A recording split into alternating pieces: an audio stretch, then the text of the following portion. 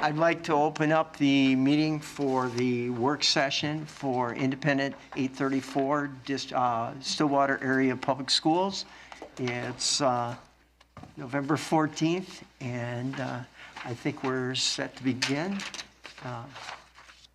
As you know, this is a relatively less formal procedure, so we're ready. Administration, Denise, are we ready? We're ready. To go? Yep, we're ready to go. All right.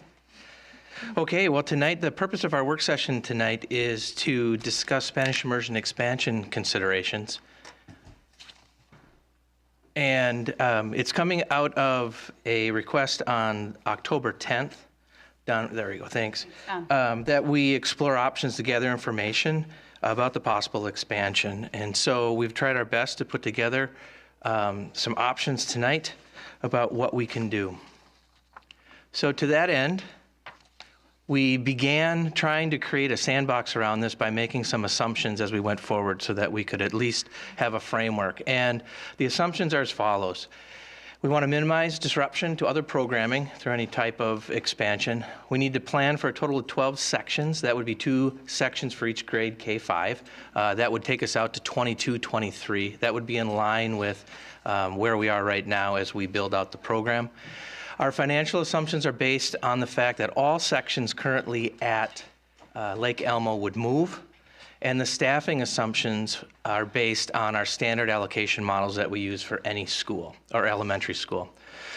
The next one, transition program would stay at Oak Park, moving the immersion program. It would stay with its current times and its current space. And all costs, so any costs that we see later on during this presentation, are our current rates this year. We did not take into account any inflation, so costs moving forward. We did not take into account any contract increases as the program would move forward. Every time you enter any type of those variables in there, then that changes a whole nother scope of things. So we need just a place to start. So it'll be important as we move through it tonight that we go back and forth to these assumptions to make sure that that we know the frame that we started from. Oh, and I lost my slideshow. It's over there. It's on the TV. This one. It's still up. Still up. All right, audience, you'll have to look over to your right if you want to see the slides. You may need to move closer because it's a bit smaller. So one of the things that we did, most people are aware of, we did an immersion or a survey of our current parents of Spanish immersion. And so what we wanted to do is just provide some context of what the current families are saying. And so if you look at this slide, and so for those people watching this, I'll read this, but 63% indicated that the location of Lake Elmo was important for their decision to enroll in the program as it is now. 21% of the people in the program would remain without transportation being provided. 51% would remain in the program if transportation were provided. 41% would remain if the hours were adjusted so that we could provide transportation. And then we have 60% of our current families live in the Lake Elmo boundary, 34% enroll alternately, and we have 6% that open enroll into the program. And so one of the questions I'm sure is how many does that account for? And in the bottom right of this slide, you'll see that there were 160 survey respondents, and there's 145 students enrolled K-2 currently. And with that, I'm going to turn it over to Kristen, or Kathy rather, staffing costs. I'm going to just walk you through the staffing model that we use to estimate the staffing. Keep in mind, Bob said we use the 18-19 salary, so what the current rates are for averages, with the exception of paras. I have the actual average for this year because their contract is settled. We didn't try to estimate those numbers increasing over time because we don't know what they are, so keep in mind that these are, if these numbers were in place, there'd be some increase as you move forward through the years on implementation. Couple things to let you know. What I did was I took the Anderson staffing that we have in place right now because it's the closest school that we have to the size that it would be to move the Spanish immersion program. Anderson is within 2 to 3 FTE, so it's very close. So these numbers are not exact, but it should give you a pretty good idea. So with custodial staff, what you'll see, so you'll see 2 columns. The right side of the paper is the full implementation cost, and the middle column is the partial. What I did was costed out the full implementation model and then backed it off to 67%, because if 8 of the sections are there out of the 12, you'd have about a 67% of your staffing there. So I'm going to go down the center column with you, but just know that the numbers came from backing off of the full model. Does that make sense? So with custodians, what we did is we took the custodial staffing that was in place at Oak Park and used that. So that is actual Oak Park custodial staffing, adjusted slightly because it's not a full program, so there'd be less classrooms to clean and less staff there. And then we also adjusted that number by $70,000 because we already have custodial costs of $70,000 that we're incurring this year. So this would be the increase over that current cost. Health services is basically our health paras and our healthcare specialists. And you will see that that is the same on both sides because we're assuming that you still need the same amount of healthcare specialist and para time regardless of how many kids are there. The clerical support is the same thing. This is the allocation of the clerical support that's in place at Anderson right now. Less teachers and kids does not necessarily mean less clerical support, so you'll see that number is the same as well. Special ed teachers is a 67% proration of the full model. And then with specialists, what we did is because, well, let me go back, I skipped classroom teachers. So there's 2 other assumptions in here that are important. I'm assuming that all of the classroom teachers for Spanish immersion are picked up and moved to Oak Park. So I'm not costing any cost in there for Spanish immersion teachers. That is also the case with the Spanish immersion para that is in place. It's assumed that the Spanish immersion para will just be picked up and moved to another location, so there's no cost included for that as well. The specialists, because those kids already have specialist time at Lake Elmo, what I did is calculated what I would estimate as best I can, the travel time, because you'd still have specialist time, but now they have to travel to another location to serve those kids. So the cost that's included in the specialist is basically the travel time, plus the school psych time is in there and the nurse is in there. And then the principal, instructional coach, and student advocate assumes a full principal, a full student advocate, and a half-time instructional coach, which is what Anderson has. And you'll see that those are the same because it's a base model that we use for staffing for all of our buildings. So if you get to the bottom of that center column, then you'll see it's about just over $1 million, 1.029 million for the staffing portion at implementation. And then once we have all 12 teachers there and the 2 sections per grade, it would jump up to about 1.254 million. Any questions on that piece? Does that make sense? So, Sure. sorry. Is our per pupil expenditures approximately $12,000 right now? So I'm trying to get a sense of if we were going to expand the program, how many new students would we need to have enroll in the program in order to cover those costs? And I'm thinking it's around 100. Is that correct? Well, so what we typically generate in revenue, if that's the question you're asking, and I'm not sure that it is, but that's what I'm going to answer, and let me know if I miss. Usually, the number I've used is $10,000. Secondary kids are slightly more than that. Elementary kids are slightly less than that. But just if you're just trying to say, what does an elementary student generate? Assume $10,000. So, if you had 2 kids come in, you have $20,000. And so that's what, in addition to what our current population is. Yeah. Again, just to provide context, they would need to be new students because the transferring of students doesn't gain us additional revenue. They would need to be kids coming either that are not currently enrolled in our population. Well, I'm kind of thinking that, there may be some students that are currently at St. Croix Prep, for example, that might really want a Spanish immersion option and they don't have that. So that might be a place where we could draw from.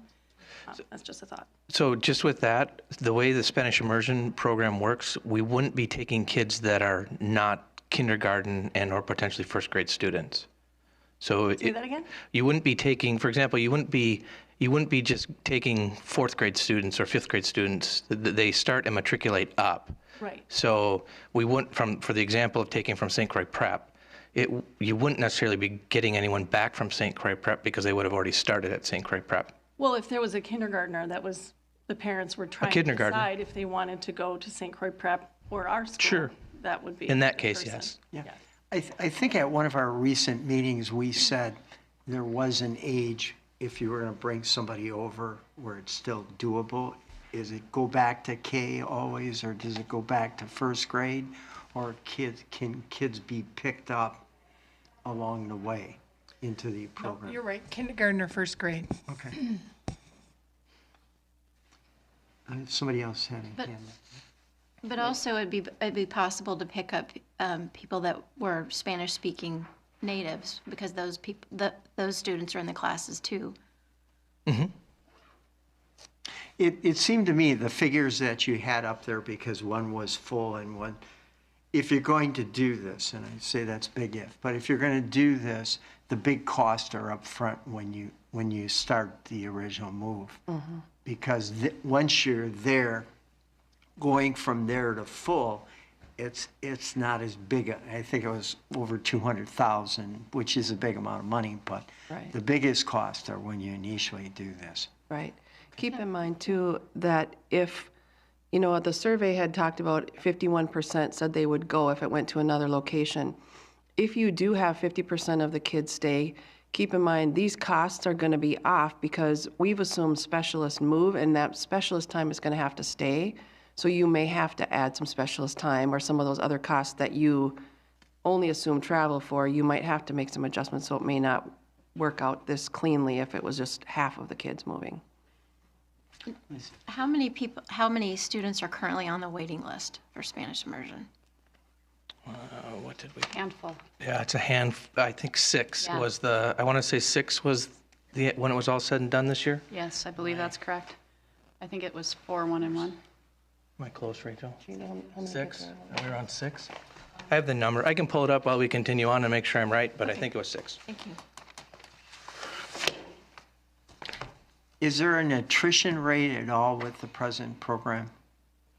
Like normally the traditional foreign language, you might start off with 60 kids. You lose Right. some who don't take second year, third year. No, see Is if there Rachel something similar like that here or not? Yeah. Or it hasn't shown up? We've only lost 1 over the 3 years. Okay, which is very encouraging. Yeah. I mean, even with moving in and out, we've only lost 1 student. That's pretty amazing. There's, 2 quick questions. This PowerPoint, is this available somewhere? Because I wasn't able to see this beforehand. Can we get this? Can we get a copy of this? This presentation, I can we don't- get a copy of it? I do have the answer to the wait list. At the time of the lottery, which is when they do the initial draw, and it depends on the tier, but Tier 2 had 15 and Tier 3 had 11. So in total, at the time of the lottery, the wait list was 26 for 1920. After the application deadline and the lottery, so as the process worked its way through, we had 1 student in Tier 1, 2 students in Tier 2, and 2 students in Tier 3. So there was 5 on a waiting list after we had gone through the process. Right, so probably people are making a different choice and they don't want to continue waiting, I would think that a lot of people would, it's going to be an either or, and if they get on a waiting list, they're going to have to choose something else, and once they choose that, they probably take themselves off, I would guess. But can I just ask really quick too, the survey that was done, was that people in the program? Yep. So those are, right now, we do not provide transportation for that program. If I understand correctly, most of the students that are in the program now are natural Lake Elmo students.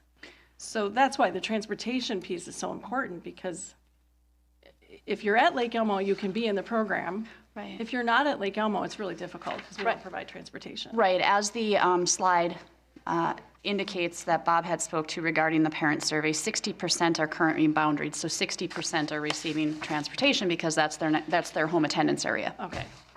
And so then 40% have parents who are driving them. They're driving them to Lake Elmo. Okay. There's more slides, right? There is. Yes. So the only thing, before we got off the slide, Mike, just to your question, just so everybody knows, this is annual, this is the additional annual cost to what we're spending now. So these are not one-time costs. The full implementation Yep. at 22, it's 1.2 million a year to do it this way.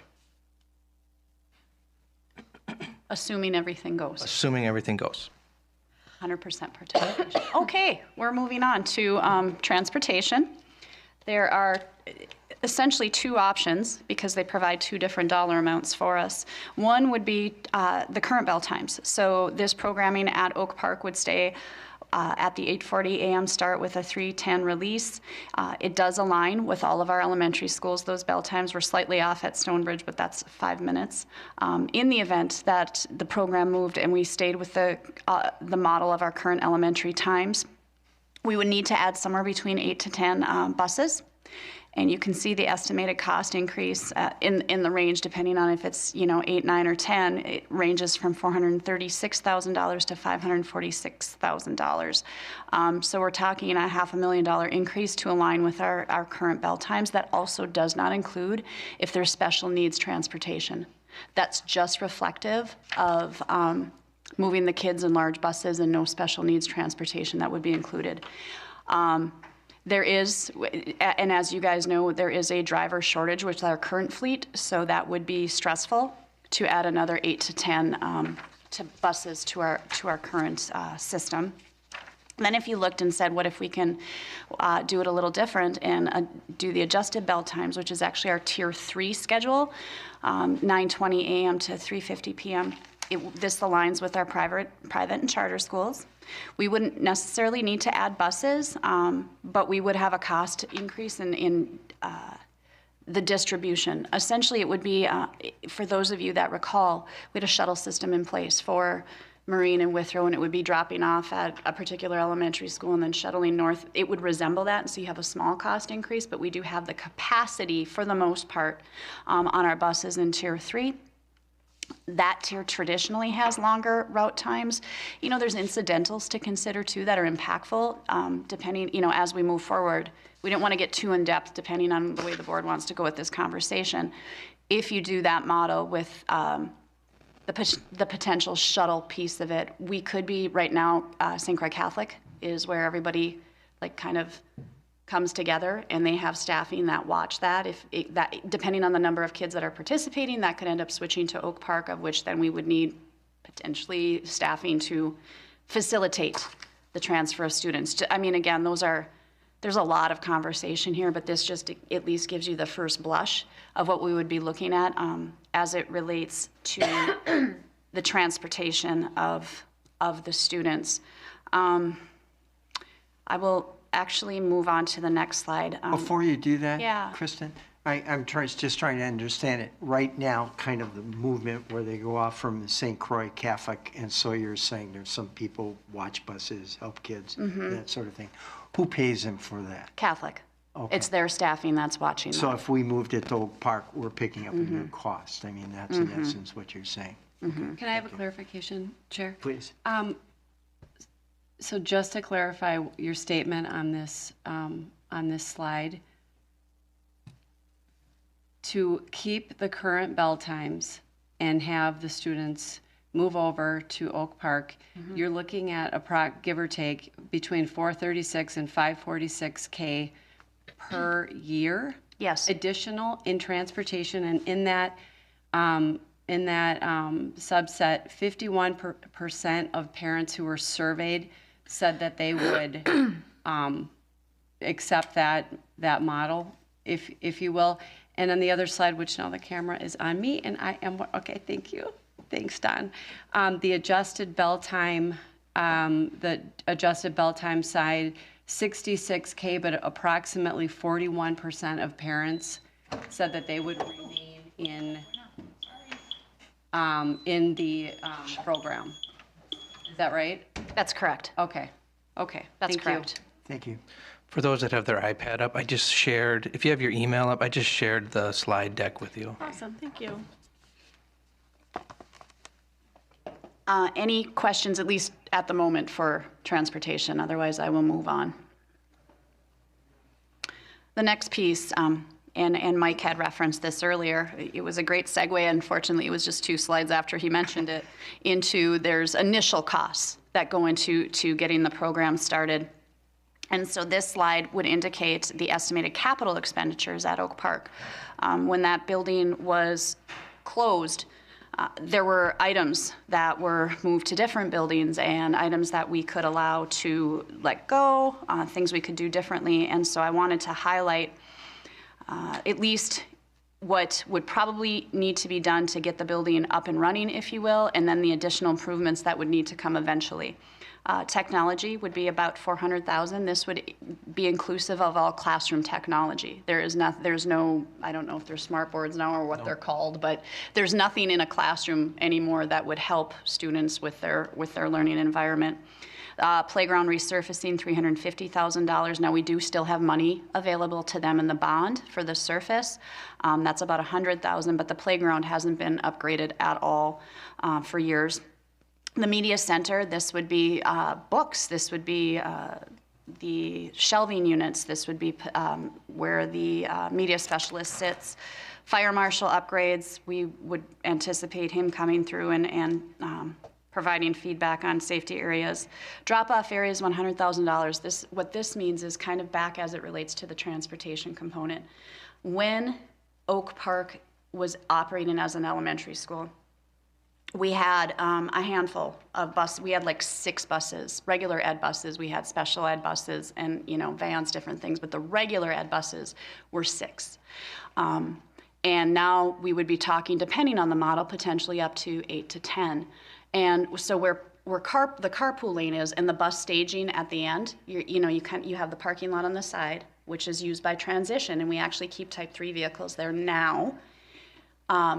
Because with transition being there and the storage of vehicles being there, and now potentially the addition of buses, we need to create another space to either move where the type 3 vehicles are for transition and to be able to stage pickup in the parking lot.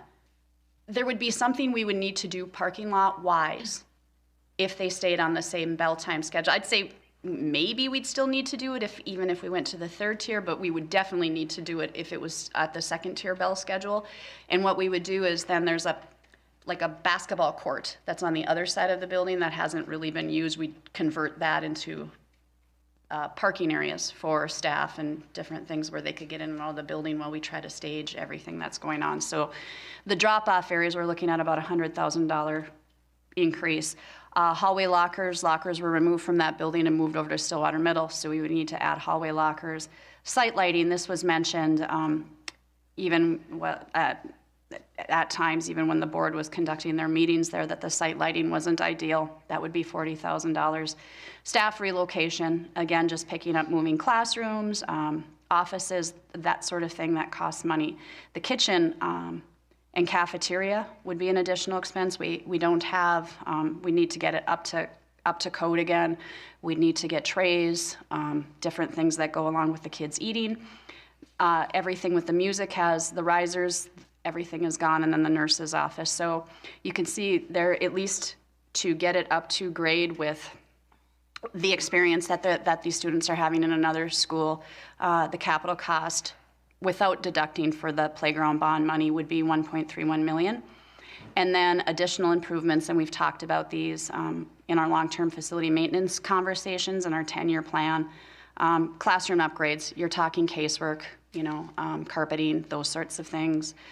Converting the steam heat to water, the domestic water replacement, we know even when that building was operating as an elementary school that was an issue. And then with all of that work, you automatically have asbestos abatement and construction costs. And so this is just an overview of what that would mean to get the building operating back in a prior form.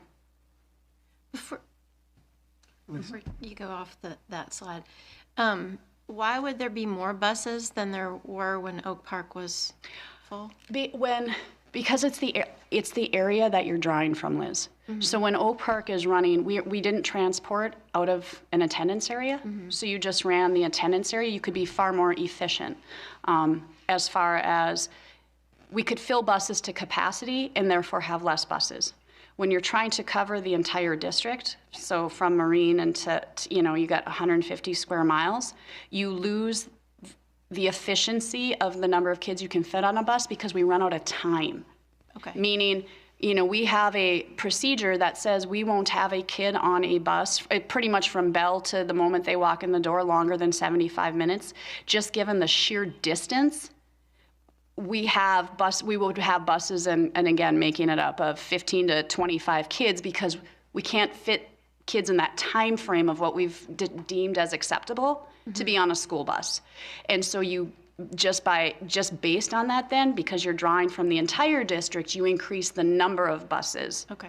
because of that. And then when Oak Park was opened, the buses just used the front of the building. So are you saying that that would be different? That's where buses pick up and drop off were, just in the semicircle in the front?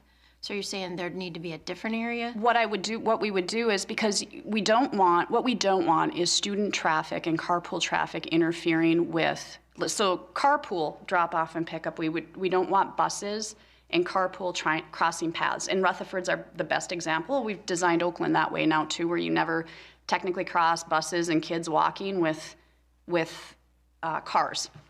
And so if you use that entrance now on the side where there was staff parking before, we also have transition parking over there, and we're going to have carpool, and with added buses,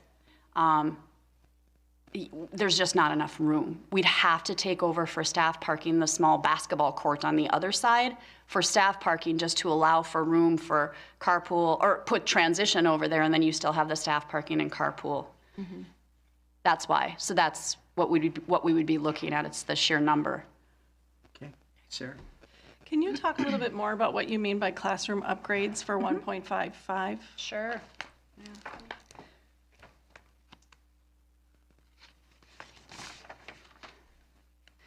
Classroom upgrades would be door replacement, classroom restroom. That would be specific to, well, it's pre-K, K, the smaller toilets, casework, student classroom furniture, teacher classroom furniture. I mean, we have different things in there, and we scaled down the number, but the upgrades would be, again, casework, door replacement, carpeting, potential restrooms, furniture, that sort of thing that's going in a classroom. Because the only thing that exists right now, and I know you guys have taken a tour of the building, is kind of what was left from all of the buildings. Right, and when we toured for the community design team, we went and looked at the spaces that the transition students are using now, and they did not get any upgrades. Like, they're still using space that's designed for kindergartners. Yep. And so I guess to me, that is evidence that while it's not ideal, we need to look at that as well. It's certainly optional. We wouldn't necessarily have to spend $1.5 million on classroom upgrades. Yeah, These are things, to me, I wonder if some of these things are maybe optional things. well, that's why it says additional improvements. I'm not suggesting that you do the first column under total capital. I think you're probably going to need to. Anything under long-term facility maintenance, that does come under board discussion of what you have every year to say, are we going to do this or not? That's why it's listed. It was broken out separately. Okay, thank you for clarifying that. And then capital expenditures, now that's coming from separate bucket of money. It's not operating. So these are one-time costs. Correct. Do these upgrades. And do we have money in a capital fund right now to cover some of these things, wouldn't we? If you choose to do that, Or yes. choose to, right, thank you. Shelley? That was my question, whether we had the capital. Jennifer? I just wanted to announce, I'm sorry I was 5 minutes late. I'm kind of also covering Director Burns tonight with questions. He submitted some questions, and I did get some questions from a Lake Elmo parent, and I promised her that I would do my best to ask a couple of them for her. Please do. And I think, Kristen, I'm hoping this can go to you. The school board had to cut $2.1 million last year. Where are you going to find the $600K plus for this move? Currently, there isn't transportation for the Spanish immersion program because of funding. Wouldn't the first step be offering transportation for students to the program at Lake Elmo? And I'm not sure who can tackle that, but I thought it was certainly a valid concern. Could be. I think those are all board discussions, right? I mean, they're just, they're costs. We don't currently have transportation. We're aware of that. So that would be something that the board would discuss as part of whatever option you choose, whether you include transportation or not.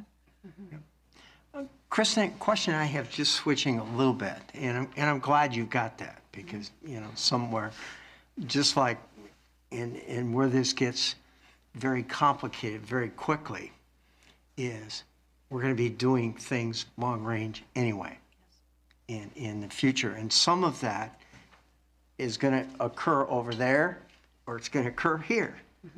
And again, this is just for purposes of discussion. If we were to move the program from Lake Elmo, we would free up how many classrooms at Lake Elmo for other needs? In other words, if 51% of the kids came with, and again, that may be too high, maybe too low, but that's what we've got to go on at this point. So those kids move and they go to Oak Park. So right now we have 6 sections, so assume 6 classrooms this year. Next year we would assume 8 classrooms. So if half So of if them half would go, you'd have 4. Okay, so But- that would free up a lot of space there for other purposes. It would, but please. now you're double staffing, because our assumptions are based on all sections, like no kid stays back. And if half of them decide to move, you've now, and when the assumption is made that you move that many teachers, you're now you're now doubling the presentation or the slide that Kathy talked about staffing. So true, you absolutely free up classrooms no matter what the model. We try to be the most optimistic as far as program participation. Yeah. And one thing I would like. So does that model then, and again, sorry for the That's okay. interruption, does that model assume that half the kids stay and you attempt to maintain the It's program? 100%. Everything we've assumed assumes 100%. Anything, again, we wanted to present, the most optimistic view of the program. And to do that, we had to assume everything goes, which is then the most cost-efficient model of moving the program. It's also the least complicated to calculate. Yeah. Jennifer? 'Cause you don't know. Thanks, Chair. For me, I just look at this, had we expanded Brookview, that would have been effectively no extra cost to the taxpayers, and we'd be on our way now and almost, I don't know when that would have been complete, but I feel like pretty soon. And if we're using this as rationale to, make space at Lake Elmo, I think it's a little scary, especially given, you're looking at total capital 1.3. Okay, that's bad enough. But with the total amount, which is on that other slide, per year, where are we going to get that? And that was Director Burns's last question of many, but what budget cuts will be made in order to support the new general fund expenses required for the program moved, such as transportation and building administration? And those are things that, given the fact we just made 2.1 million in cuts and we can't even afford our writing curriculum.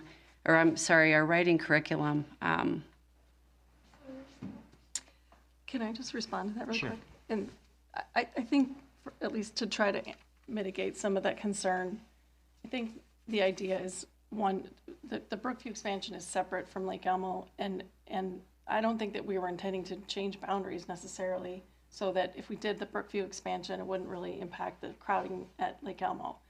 This was an idea that was intended to try to free up some space at Lake Elmo. So it's sort of separate in my mind from Brookview. And the reason why you want to do that is because it's a great program and there's a lot of people who want to be in it, and we don't have space to grow it at Lake Elmo. And if we had more space, I think we'd have more people involved in it. And if we had more people involved in it, those new people coming into the district, whether they're outside the district or if they're at St. Croix Prep or another charter school or a private school or something, those people bring with them their $12,000 ahead from the state. So that's where the money I comes agree, from. and I like that, and I appreciate that, Sarah. And I think you've got the survey saying half of the parents would move. That's not freeing up much space. Long term, I'd love to look at expansion of dual immersion in some capacity. One of the community design team members messaged me and said, what about expanding it at like Rutherford or in different parts of the district? And I think we're selling ourselves short by this one and done that at an incredible expense out of our general fund, which is constantly strapped, versus thinking about, long-term, how might we build that program and add residents from all over the place, basically, right? I completely agree with you, 100%. I think there's a lot of different ways that we might be able to expand this program. This was just one idea, and the added benefit of talking about it now is that it would possibly help. The question I'm raising is whether it would help alleviate the crowding at some of the other buildings that we have in the south. If there are students at Brookview or students at Afton Lakeland or students at Anderson who would like to be in the Spanish immersion program, and they can't right now because they can't do transportation, and if we invited them and they came, that would free up space in those other pretty full buildings as well. So that's the only added benefit of this thought. So what, adding on to Brookview? Liz, and I'll go back to you, Jim. The Brookview thing, we have to remember that of the 8 classrooms we're talking about, 5 of them are already in places where they're not supposed to be. So the net of classrooms we're adding is 3. And then as far as putting Spanish immersion in another school, I don't know that any of them have the space. Yeah, that's true. Okay, we should probably get. Yeah, and what, I want to clarify the capital question just because I cut my thought short and I don't want to make presumptions that that people are living in my head. That doesn't typically work well. Anyway, when I'm speaking to the capital budget and saying, yes, we have the money there and we can do it, please be aware that, it is one-time money and that once it's spent, it's gone. And as we work ourselves through the long-term design, it also could be money used in other places. So once it's spent, it's gone. And it possibly could have been used in other spaces. So I just don't want to get the impression like, oh yeah, we have it. It might be, but you've used it here, or we might be able to do something to offset what the design team does for the long range projects. So just kind of maybe that's more of a complete thought that I have. The other thing that I would like to mention, and I recognize that it's not about program growth, and it's not about bringing kids in just to the sheer, can we alleviate pressure off of Lake Elmo? We can through existing boundary changes, and we've talked about that at the finance working group too, that we could do boundaries without adjusting a program to alleviate pressure. We can do that, and we can make that work. And so just so everybody understands that, again, it's not addressing what I had believed it was your charge of having a program to be able to grow and do different things. It's not talking about that at all. It's merely talking about addressing growth. Yeah, and I think it hits on something Denise said earlier too. This is one of many options. There's a lot of different ways to go. What strikes me, because I like the idea too of perhaps even looking at expansion other places, the hard part is, I think one of the reasons Lake Elmo has been a success is half the students are Spanish speaking to begin with, and that's really, if you're kickstarting, boy, that sure helps. Yeah. I will, just because I'm trying to watch the time Please and be do. cognizant of where we are in the discussion, I just want to kind of draw your attention to the last slide, which is the summary slide. And you can see just the breakdown of what we were talking about. Maybe one thing I'd like to just remind everybody is when looking at the staffing costs of $1 million, that's with the entire programming moving. Now, if you assume half are going to go due to a change in location, you can probably add about $500,000 to that number because now we're double staffing. Our specialists are staying at Lake Elmo. Half of our sections are still staying at Lake Elmo. So that, again, that is the most optimistic view of 100% participation moves to Oak Park. Otherwise, that number goes up. In talking about the increased cost for operations, this was added because honestly there was no slide to put it into. So there's just natural utility costs that go along with what we're currently doing. Garbage increase, water usage increase. Different things happen in a building when it's occupied by students for 172 days. And so that's reflective of, the $30,000 to $50,000. It could be, not that we don't plow, but all the services amp up as far as utilities go when you have more bodies in a building. And then then you can see capital, again, assuming one-time money, that's why it becomes 0 in the second column. Long-term facility maintenance, again, yes, it is a choice of what you want to do, but then you're provided the transportation range as well. And so you can see kind of the range of what we'd be looking at of all costs, whether we take the minimalist approach or, go full speed ahead with everything. That's what you're looking at. And again, I just can't explain more. And we talked about this as we were working ourselves through the presentation of, the what ifs. What if half goes? How do we show that? How do we present that? And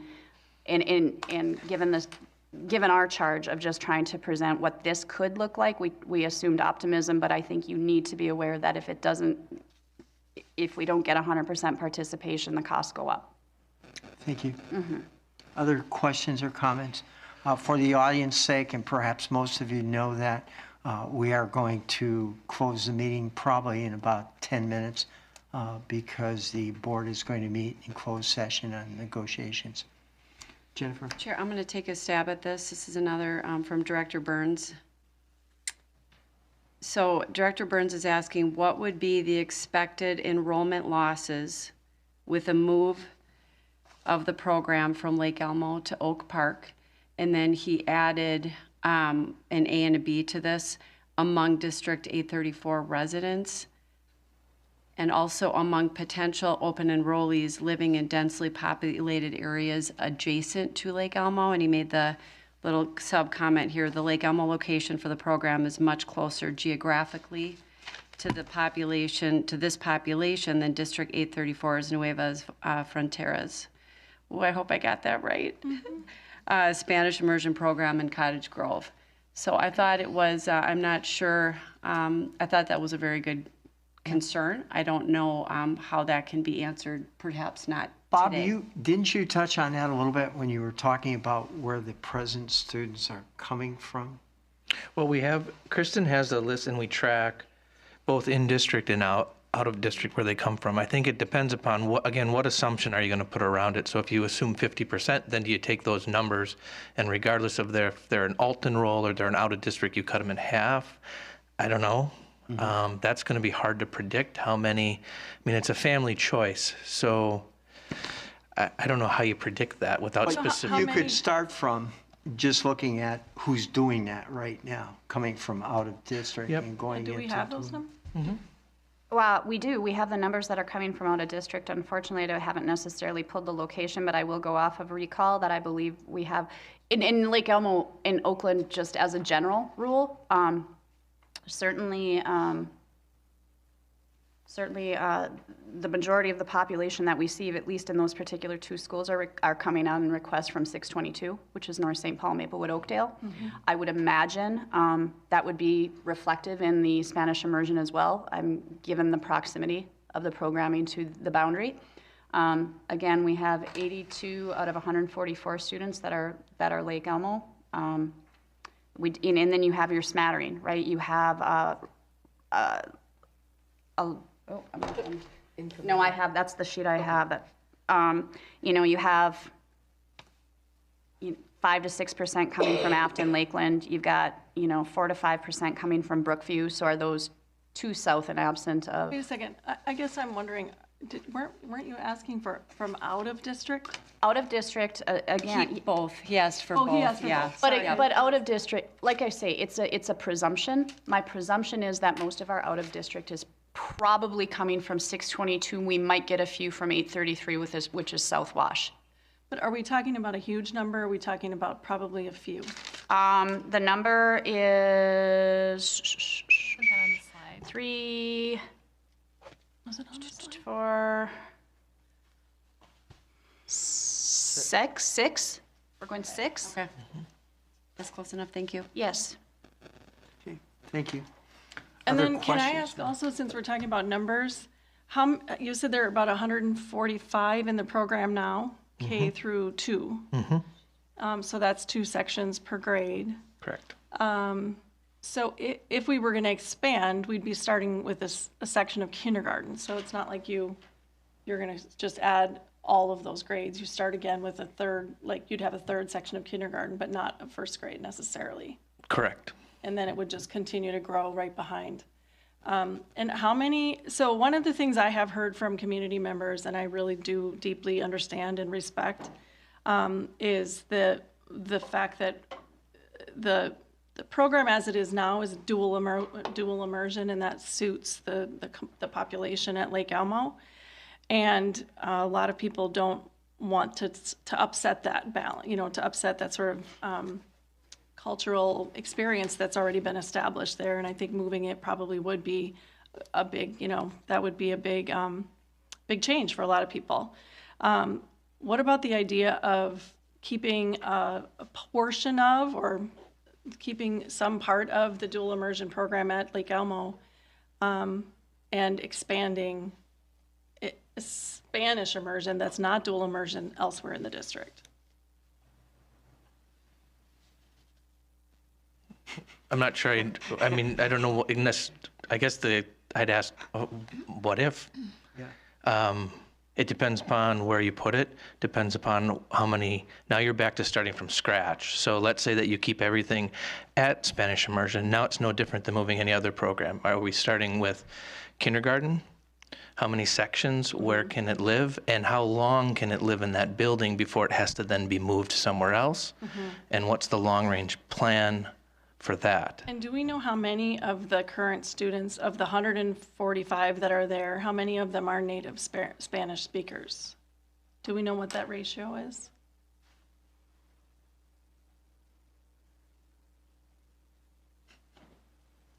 So we currently have 17 total Spanish language speakers in the program, Okay. and yes, we have a higher rate, though, if you're just looking at ethnicity in the program, than Spanish speakers.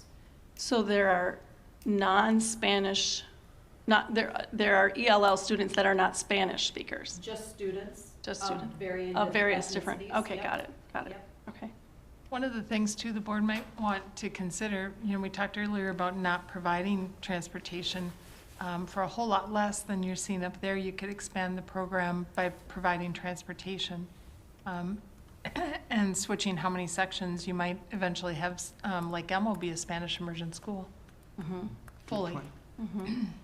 Shelley? Jen? Just, sorry, but back to the money. So is this safe to say at a minimum, $2.4 million, 1.3 out of our total capital, between 2.4 and 6.7 to get K-3 implemented by fall of 2020, and then we would have to go into a cut situation out of our current budget? Anyone? I don't know even. The numbers that are on this screen reflect what I heard you say. Yes, it's the assumption that if you picked up that program as is, and you made it K-3 next year at Oak Park, our estimation, depending upon the choices you would make, would be between 2.4 and 6.7.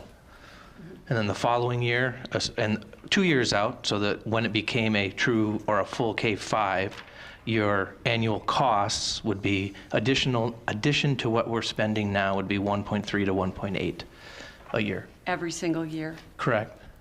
Okay. Thank you. I think it's important too, and Sarah, I think you brought this up. I want to make sure that what doesn't get missed in this is that in addition to just the simple cost and the physical plant, there's a lot of cultural change, time, energy, decisions that have been made over a long period of time to get even what we have as a dual immersion program in place to where it is now. Things like ensuring that we have staff that speak the native language, that we have more than just our licensed teachers. So the reason I bring that up is one thing I just want to make sure as we continue to explore ideas like this, that when we take a program that is as large, I would say, in depth as this one is, maybe not in numbers at this point, but there's a lot that goes into the actual culture of the building that surrounds just even a K-2 program right now at Lake Elmo. So just make sure that it's not just about the numbers.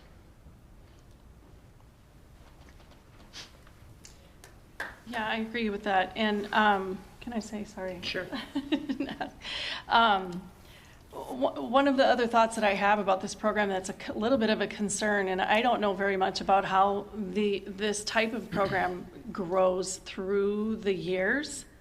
So right now, if we just have across our district 2 sections of Spanish-speaking classes, what does that look like when those students are in middle school? Yep. You know, when they hit 7th grade, is it still 2 sections, and are they kind of like separated from, I mean, what, do we have Those are the types of, yep. vision for? Those are the types of decisions actually that we would start planning on, we've talked about, that we'd start planning on this year as we move up, because some things that have to be decided are specifically what does the programming look like? Minimally, what it typically looks like in districts at the middle level is you look at what are the courses in the middle school that you want to have a dual licensed teacher, or a Spanish-speaking teacher in this case that can teach Spanish or it can teach science.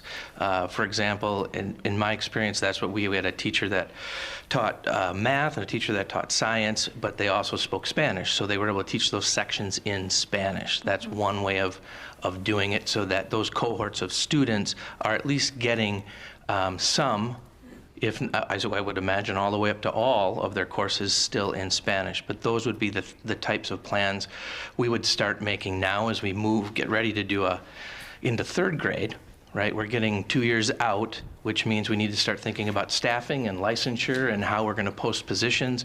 No different than we did when we were planning for the kindergarten year. It was you work yourself up to get to about that 18-month mark so that you have all of your ducks in a row, so that you know how to communicate to families. This is really what this is going to look like. We also need to decide where. What middle school is this going to be in? Is it going to be in one? Is it going to be in both? What does all that mean? The other thing to remember with that is, depending upon how many students, that also dictates how many sections that you're running, and does that have implications for how you're staffing the rest of the building? So there's a lot that goes into it. Sorry, yeah, and I think there's some attrition too, you know, of students that decide to not stay. There could be. Over time, so There then could that be. is challenging as well. Yeah.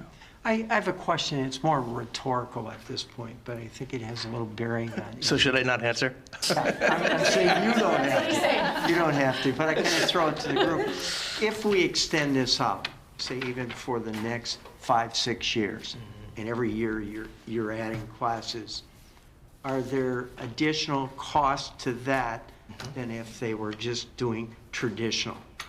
So I would say yes. Rhetorical question, Bob. It doesn't sound like a rhetorical question to me. I have a feeling people want to hear an answer to that one. There are costs that go when we expand into the next level of classroom. For example, every year that we add a section to the progression, there's going to be a classroom cost to that section for appropriate books, appropriate materials, because they're not just sitting on a shelf right now. So the answer is yes. Jen? I just thank you for making that statement, Bob. I wanted to put an exclamation point on that. While this presentation was mostly about dollars and figures, we absolutely cannot lose sight of the fact that these are families that have been, it wasn't built in a day, and to dismantle it in a day would be very disappointing in not giving a voice to these families. It took a long time to create the culture of this building and that program. And while your presentation didn't touch upon that enough, I want to thank you for raising that. I agree wholeheartedly with that. Okay. All right, we're going to adjourn to closed session. We will reconvene down here at 6 o'clock.